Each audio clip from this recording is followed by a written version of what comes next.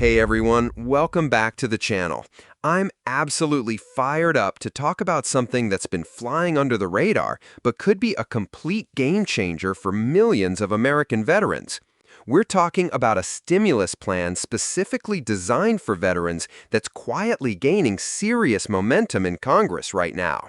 And when I dug into the actual details of this bill, I found some provisions that honestly shocked me, both in terms of what's included and what's conspicuously missing.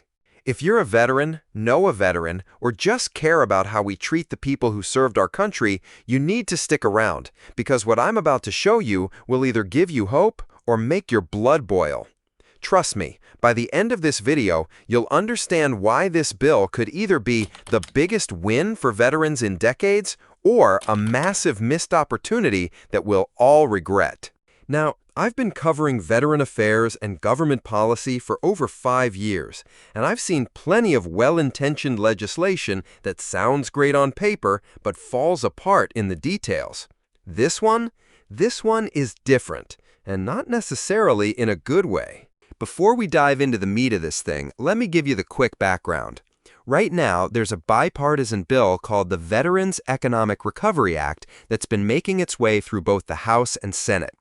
The basic idea is simple: create a targeted stimulus package specifically for veterans to address unique economic challenges they face. Things like higher unemployment rates, mental health costs, and the ongoing fallout from benefit delays. Now, this isn't your typical across-the-board stimulus check. This is supposedly designed with laser focus on veteran-specific issues. The sponsors are claiming it could help over 18 million veterans and their families. But here's where it gets interesting, and where I started raising my eyebrows. The bill emerged from the Veterans Affairs Committee after months of closed-door negotiations, with surprisingly little input from the veteran community itself. That alone should have been a red flag. When you're crafting legislation that directly impacts a specific population, you'd think you'd want to hear from that population, right? Apparently not in this case. What makes this particularly timely is that veteran unemployment has been stubbornly higher than the national average, sitting at around 4.2% compared to 3.7% for the general population. Veterans also face unique challenges transitioning to civilian careers, often dealing with skills that don't directly translate to the private sector. So in theory, targeted economic assistance makes perfect sense. I want you to pay very close attention to what I'm about to show you, because I got my hands on the actual bill text, not just the press releases and talking points. What politicians are saying publicly about this bill versus what's actually written in the legislation, there's a gap so wide you could drive a Humvee through it. The press releases talk about empowering veterans and providing much-needed financial relief. The actual bill language, it tells a completely different story. And I have to warn you, what I'm about to read might make you question whether the people who wrote this bill actually respect veterans at all. Let me read you directly from Section 4, subsection C of the actual bill, and I want you to listen carefully to the language they're using here.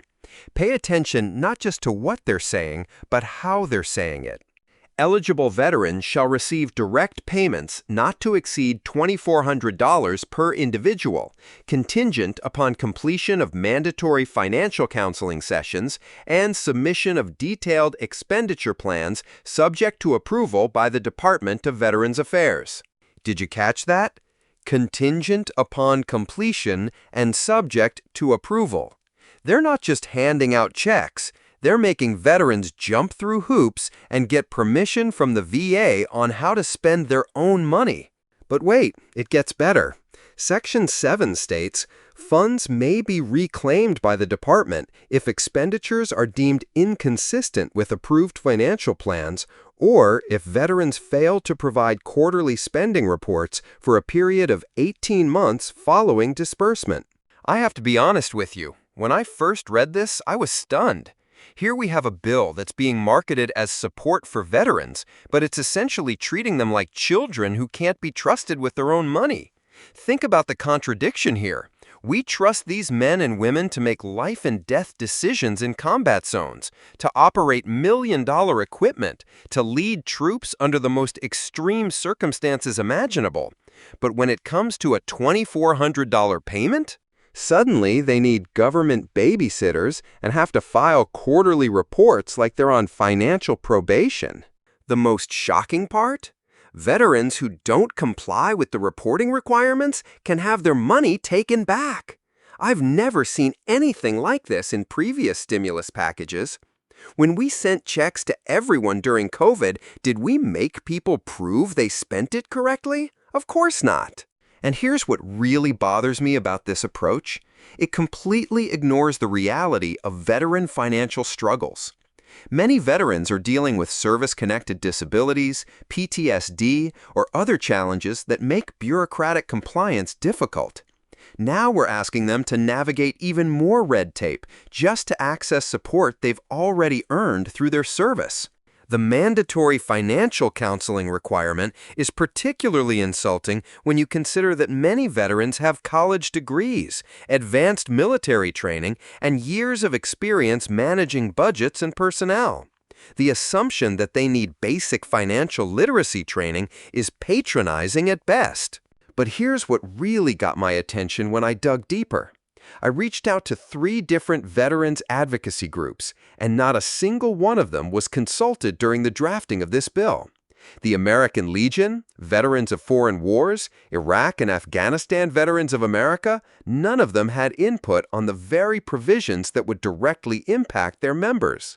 Even more revealing, I found internal memos through a Freedom of Information Act request that show the VA's own economists projected the administrative costs of managing this program would eat up nearly 40% of the total budget. That means for every dollar allocated to help veterans, 40 cents is going to bureaucracy and red tape. And here's the kicker. I discovered that similar direct payment programs in other countries, like Canada's Veteran Support Initiative, have zero oversight requirements and show better outcomes in terms of veteran economic recovery and mental health improvements. I also reached out to Dr. Sarah Martinez, who studies veteran economic policy at Georgetown University, and she told me something that really stuck with me. She said, when you create barriers to access, you're not protecting taxpayers, you're punishing the very people the program is designed to help.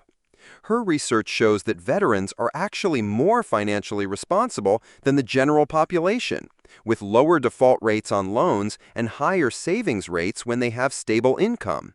But perhaps the most damning evidence came from looking at who actually wrote this bill. The primary drafters? Congressional staffers with zero military experience working with VA bureaucrats who've never served. Not a single veteran organization was brought in during the initial drafting phase. It's like writing healthcare policy without consulting doctors, or education policy without talking to teachers. Look, I'll be straight with you. This makes me genuinely angry. Not just disappointed, but angry. We're talking about people who signed a blank check to America, payable up to and including their lives. They've earned better than being treated like they can't handle basic financial decisions. The paternalistic attitude embedded in this bill is insulting to every person who's ever worn the uniform. What makes this even more frustrating is the timing. Veterans are struggling right now. Inflation has hit military families particularly hard because they often live paycheck to paycheck, even with steady employment. Many are dealing with the long-term effects of multiple deployments, family stress, and the challenge of reintegrating into civilian life. The last thing they need is more bureaucratic obstacles between them and financial relief. I keep thinking about the veterans I know personally. Friends who've served multiple tours, dealt with combat injuries, and come home to fight different battles with the VA system. The idea that these same people need government approval to spend $2,400 on their own priorities is not just bureaucratic overreach, it's a fundamental misunderstanding of what service means. But I want to hear from you, especially if you're a veteran watching this. How does it feel to know that Congress thinks you need their permission to spend $2,400? Are these oversight requirements justified, or is this government overreach disguised as support? And if you're not a veteran, do you think this kind of conditional assistance is appropriate for any group, let alone people who served our country? Drop your thoughts in the comments because your voices matter more than mine on this issue, and I read every single comment. So let's recap what we've uncovered here. We have a bill that promises stimulus relief for veterans but comes with unprecedented strings attached. Veterans would have to complete mandatory counseling, submit spending plans for approval, and file quarterly reports or risk having their money taken back. The administrative costs alone will consume 40% of the budget, and the major veterans organizations weren't even consulted. This matters because it sets a dangerous precedent for how we treat veterans and reveals a fundamental misunderstanding of what real support looks like. If this bill passes as written, it's not just bad policy, it's a betrayal of the trust and respect our veterans have earned. If this video opened your eyes to what's really in this bill, smash that like button and share this with every veteran and military family you know.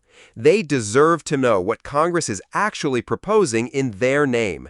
Subscribe and hit the notification bell because I'm going to keep following this story as it develops, and I have a feeling there are more surprises buried in the fine print.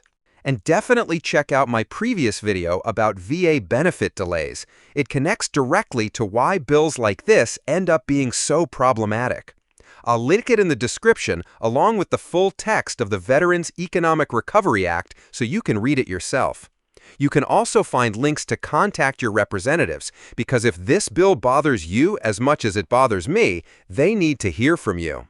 I'm also planning a follow-up video where I'll be interviewing actual veterans about their reactions to this bill, so if you want to be part of that conversation, reach out to me on social media. Remember, democracy works best when citizens actually know what their representatives are doing, and veteran voices especially need to be heard on veteran issues. Thanks for watching, keep asking the tough questions, and I'll see you in the next one. And seriously, share this video. It's the only way we can make sure people know what's really happening behind those feel-good headlines.